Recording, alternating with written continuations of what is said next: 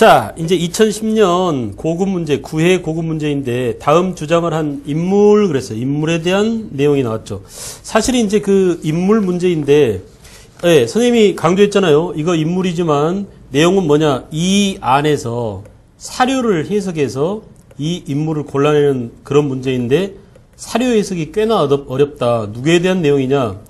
진울에 대한 내용이다. 알겠어요? 그래서 이 진울 관련 내용을 좀 잘 알고 있어야 합니다.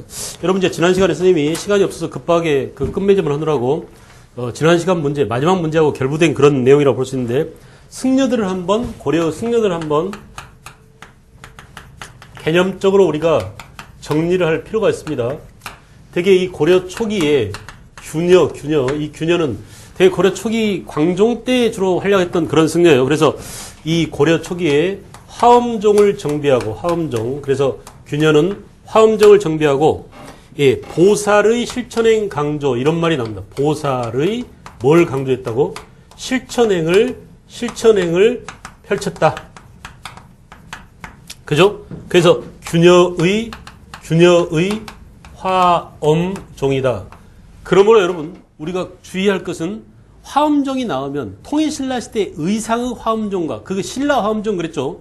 고려시대 화엄종 나오면 누구라고? 균여다 이거야. 균여. 이걸 구분을 잘해야 돼. 알았어요? 그냥 덜컥 화엄종 의상이야 또는 뭐 균여야 이렇게 함정에 빠져보면 안 돼요. 덥석 미끼를 물면은 우리가 늘 얘기했잖아. 성급한 일반화의 오류를 범하기 쉽다 이거야. 그러니까 예, 화엄종이 나오면 이렇게 고려 초기에 예, 화엄종을 정비한 균여가 있구나. 신라 통일신라 시대 의상과 구분되어지는 그런 균여의 화엄종을 잘 알아두죠. 특히 개념적인 표현 뭐라고요? 보살의 실천행 이런 표현은 균여에게만 쓸 수 있는 그런 표현입니다. 알겠죠?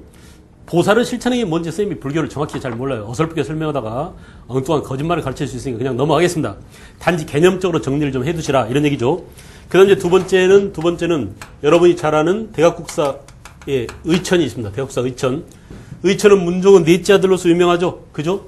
한 나라의 그 승려의 총책인 국사 자리에 올랐습니다.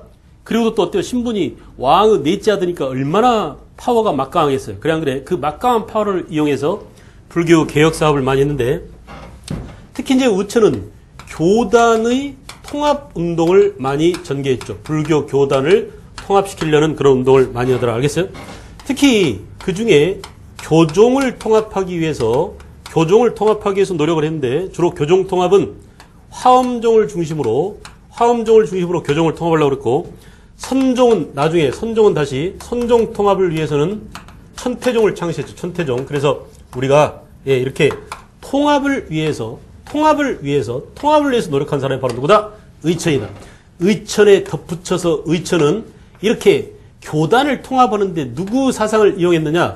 원효의 사상 가운데 무슨 사상이라고? 화쟁 사상을 알겠어요? 화쟁 사상을 이용해서 통합하려고 했다라는 점까지 알아두시면 되겠죠. 그죠? 그 다음에 이제 이때 의천이 내세운 게, 예, 교관 겸수라는 겁니다. 교관 겸수. 알겠어요? 교종과 관, 선종의, 그죠? 예, 깨달음을 말해요. 이거는 교리나 경전을 말하고, 관은 지관, 깨달음을 말합니다. 그래서 교종과 선종을 겸해서 수행하자라고 이렇게 얘기했는데, 또는 뭐 내외 겸전 이런 것들도 되게 여기서 같이 통용될 수 있는 그런 자구다라는 것을 알아두시고, 자, 의천 이후에 이제 또 전형적으로 잘 나오는 사람이 바로 누구냐? 지금 문제에 나온 진울이랍니다. 진울. 그래서 진울도 국사의 지위에 오르죠. 보조국사 진울인데 시기가 고려 전기 의천, 고려 초기의 광종, 또 이건 뭐야? 무신직공기라는 거. 우리가 이제 이렇게 무신직공기 때 활약했던 진울이라는 점. 그죠? 특히 진울을 표현할 때 이런 표현들. 독경과 선수행에 힘쓰자. 알겠어요? 독경과 선수행에 힘쓰고 또 노동에 힘쓰자. 그러니까 승려가 마구 밥 빌어 먹지 말고 알겠어요? 열심히 일해서 공부하고 예, 경전 있고 깨달음을 지향하고 이렇게 독경과 선수행에 힘쓰자라고 했고 특히 이제 그래서 예, 앞에 우리가 문제 풀어봤죠. 권수 정의 결사문 이거 풀어봤죠. 그래 안 그래? 이렇게 예, 수선사, 그죠? 예, 수선사 결사를 만들어서 독경, 선수행, 노동에 힘쓰기 위한 그런 예, 불교 개혁운동을 전개했다. 알겠어요?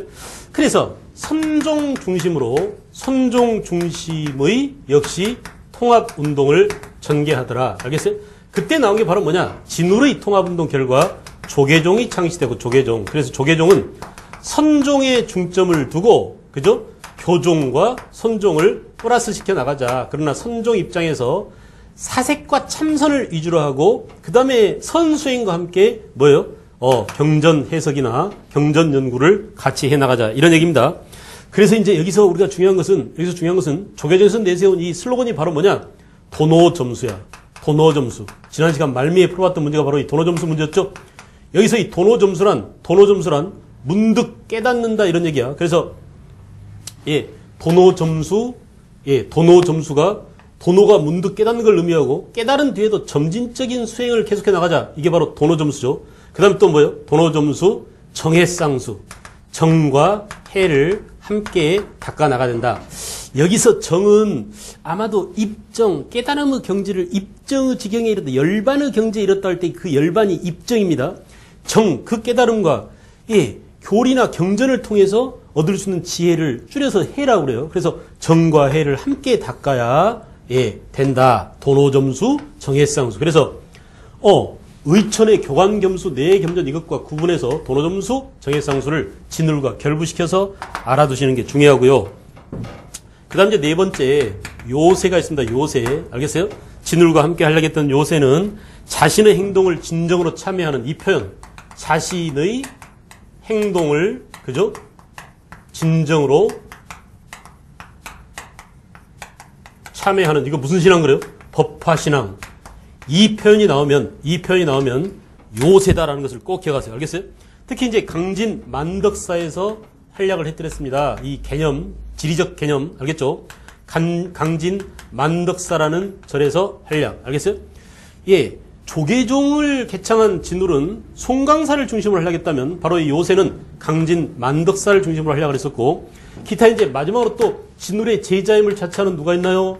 해심 있죠, 해심. 그래서 해심은 원래 그 유가에서 공부했던 사람입니다. 그래서 유불일치설을 내세웠는데, 자, 유교와 불교가 다를 게 없다. 내가 진울의 제자로서 선종과 교종을 합치려고 하는 모습을 봤는데, 이렇게 무릇 진리라고 하는 것은 전부 다 같은 거니까 한 걸음 더 나아가서 불교와 유교도 같은 진리를 추구하는 거 아니냐. 알겠어요? 그런 의미에서 유교와 불교가 하나다라고 했었고요. 해심의 이런 노력은 결국 뭐냐? 그 이후에 고려 말 조선 초기에 이 땅에 성리학이 들어와서 하나의 성리학이 조선시대의 기본적인 사상으로서 철학으로서 나라를 다스리는 통치 이념으로서 작동될 수 있는 그런 메커니즘의 기초를 깔아줬다는 점에서 굉장히 중요합니다. 해심. 그래서 그런 해심의 노력을 어떻게 표현하느냐.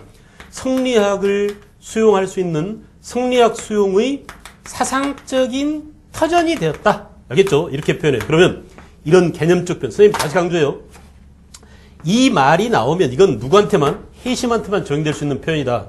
자신의 행동을 진정으로 참여하는 법화신앙 이게 나오면 요 세 개만 적용되는 것이다. 선종 중심의 통합운동과 함께 독경과 선수행과 노동에 힘썼다. 순사 결사운동, 권수정의 결사문 이게 나오면 누구야? 진울과 결부된 것이다. 알겠어요? 그리고 의천, 교관겸수, 내겸전 이런 것들은 교종 중심의 통합, 선종 중심의 불교 교단 통합을 주도했던 의천과 관련된 것이고, 균열은 독특하죠. 보살의 실천행을 펼침으로써 균형의 화엄종을 완성시켜 나가려고 했다. 알겠어요? 이렇게 승려들에 대한 어떤 특징적인 개념적 표현이 정리가 안 돼 있으면 아주 난해한 문제들을 계속 만나게 됩니다. 알았어요? 그런데 그 문제에, 그 주장에, 그 사상에 실마리가 어디에 있느냐? 이 개념적 표현들이 이건 진울이야. 이건 의천이야. 이건 균야라고 여러분들이 잡아내려면 적어도 이런 문제에 이런 개념적 표현에 익숙해져야 된다. 이런 얘기예요. 아시겠죠? 그래서 문제를 한번 풀어봅시다. 한 마음을 깨닫지 못하고 한없는 번뇌를 일으키는 것이 중생인데 부처는 이 한 마음을 깨달았도다. 그래요. 깨달음이죠. 깨닫고 아니 깨달음은 오직 한 마음에 달려있는 것이니 이 일심, 이것도 누구야? 일심은 원효의 사상이죠. 원효의 화쟁사상과 원효의 일심사상. 여러분 보세요. 왜 원효의 화쟁이나 원효의 일심이 중요하느냐? 결국 원효는 여러 가지 종파 간의 충돌과 대립과 갈등을 해결하려고 노력했어요. 이게 바로 신문 화쟁론에서 밝힌 화쟁사상이죠. 일심도 마찬가지야. 그래서 이거 봐. 의천 같은 경우는 원효의 화쟁을 이용해서 교단 통합운동에 알겠어요? 여러 종파를 통합하는 데 써먹으려고 그랬고, 지금 나온 진울도 뭐야? 원효의 일심사상을 토대로 해가지고, 알겠어요? 역시 선종 중심으로 교종을 통합하려고 하는 통합의 도구로서 원효의 사상이 활용되고 있다는 것을 여러분들이 익히 알고 있어야 합니다. 알겠죠? 그래서 이제 먼저 깨치고 후에 수행한다는 뜻은 이거 봐라. 이거 봐. 먼저 깨치고 이게 뭐냐? 도노다 이거 도노. 알겠어요? 도노. 후에 수행한다. 점수죠. 그죠? 아, 이게 바로 도노군요. 이게 바로 점수군요라고 하면은 이게 진울이다라는 게 바로 머리에 와서 박히잖아요. 그래 안 그래? 그것을 다시 비유해서 말하건대 못의 얼음이 연못의 얼음이 전부 물인 줄 알지만 사실은 바로 물이 되는 게 아니라 태양 열이 있어야 되고 열을 녹아서 열을 받아서 얼음이 녹게 되면 그 얼음이 다시 물이 되는데 범부가 곧 부처님을 깨달았으나 나는 부처라고 가만히 자빠졌으면 안 된다 이거야. 내가 부처님을 깨달았으면 그래 내가 부처가 되기 위해서는 어때요? 녹슬지 않도록 자기 깨달음을 녹슬지 않도록 늘 책을 읽고 독경을 하고 선수행을 하고 해야 된다. 실천이 필요하다. 그래서 이건 뭐라고 그랬죠? 도노한 다음에 뭐야? 점수해야 점진적인 수행을 멈추지 않아야. 알겠죠? 이렇게 말이야. 용맹정진해야 돼. 이런 표현을 씁니다. 그래서 진울이에요. 진울. 그러면 이제 문제는 단순해졌죠. 이렇게 사료 해석을 통해서 이 인물이 진울임을 밝히고 나면 그 다음에는 답을 찾는 게 별로 어렵진 않아요. 그죠? 왜냐하면 이제 우리는 전형적인 표현을 만납니다. 화엄사상을 정비하고 실천 보살행, 보살은 실천행 누구야? 균여. 됐어요? 수선사결사를 제청하여 불교개혁 개혁. 수선사결사 누구냐? 아, 이건 진울. 이게 답이네. 그래 안 그래? 2번이 정답이죠. 흥황사를 근거지로 삼아 교종통합운동 누구야? 의천. 그렇습니다. 의천은 흥황사를 중심으로 교종통합운동. 우리가 이제 이것을 교종통합운동이냐 선종통합운동이냐 해서 종파로 말하면 화엄종이고 이때 화엄종의 핵심 사찰이 뭐냐? 흥왕사였어요. 흥왕사. 그죠?